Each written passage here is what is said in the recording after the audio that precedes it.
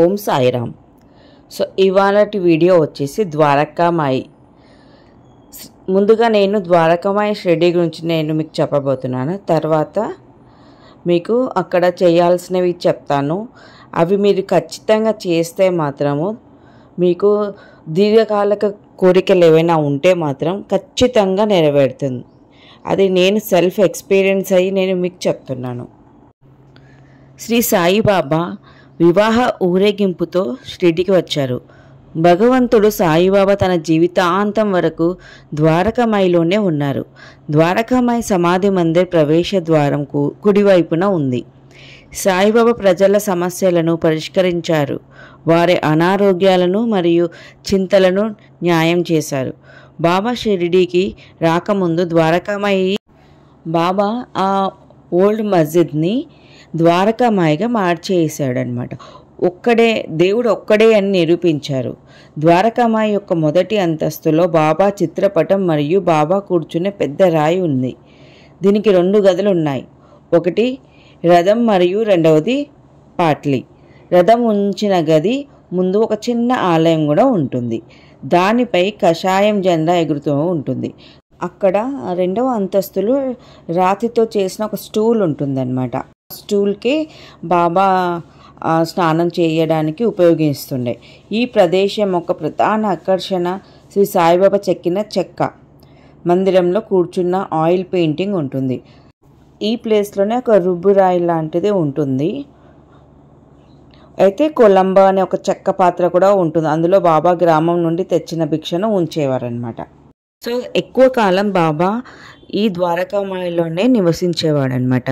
So ఇక్కడ 4 ప్రత్యక్షమైన things ఉన్నాయి. ఒకటి వచ్చేసి ధుని, పవిత్రమైన అగ్ని అన్నమాట. సాయిబాబా ఇక్కడ నిరంతరం మండుతున్న అగ్నిని ఉంచారు. అది నీటికి మండుతూనే ఉంది. ఈ అగ్ని నుండి వచ్చే బూడిద అంటే ఊది వైద్యం చేసే లక్షణాలు కలిగి ఉందని నమ్ముతారు.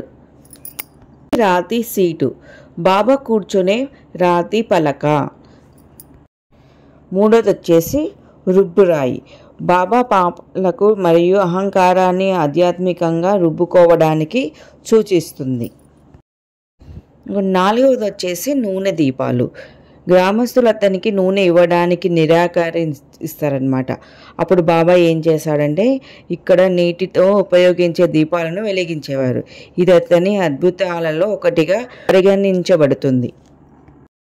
సో సాయిబాబా చాలా రోజులు ద్వారకామాయిలోనే నివసించేవారు. ద్వారకామాయి మసీద్ అనేది సాయిబాబా తన చివరి శ్వాసను కూడా తీసుకున్న ప్రదేశము. ఇది సాయి భక్తులకు ఈ స్థలాన్ని మరింత ముఖ్యమైనదిగా చేస్తుంది. ఇది ప్రధాన ఆలయ నుంచి గేట్ నెంబర్ 3 నుంచి వెళ్ళొచ్చు అనమాట. ఇక్కడికి వెళ్ళడం అంటే సో ఎవరైతే షిరిడీకి వచ్చి బాబా దర్శనం చేసుకుంటారో కంపల్సరీ ద్వారకామాయి కూడా దర్శనం చేసుకోవాలి. షిరిడి వెళ్ళినప్పుడు ద్వారకామాయిని సందర్శించడం మర్చిపోవద్దు. సాయిబాబా ఎక్కువ సమయం ద్వారకామాయిలో గడిపారు.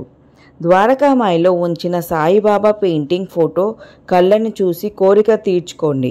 ద్వారకామాయి ఆవరణలో కూర్చొని కళ్ళు మూసుకొని సాయిబాబాతో కనెక్ట్ అవ్వడానికి ప్రయత్నించండి. మీరు ఏమి మాట్లాడాలనుకుంటున్నారో బాబాతో అది ఆయనతో మాట్లాడండి. ఆయన ఖచ్చితంగా వింటారు. సో మీరు ఎప్పుడైనా ద్వారకామాయి వెళ్ళినప్పుడు ఈసారి ఇదే ఆయిల్ పెయింటింగ్ అనమాట ఇప్పుడు చూపిస్తున్నది. ఈ ఆయిల్ పెయింటింగ్లో మీరు కళ్ళు తెరిచి బాబా కళ్ళల్లో చూస్తూ మీ మనసులో ఉన్న కోరికను కోరుకొని బాబాకి చెప్పుకోవాలి. సో దానికి ముందు నేను చెప్పాల్సింది ఒకటి ఉంది.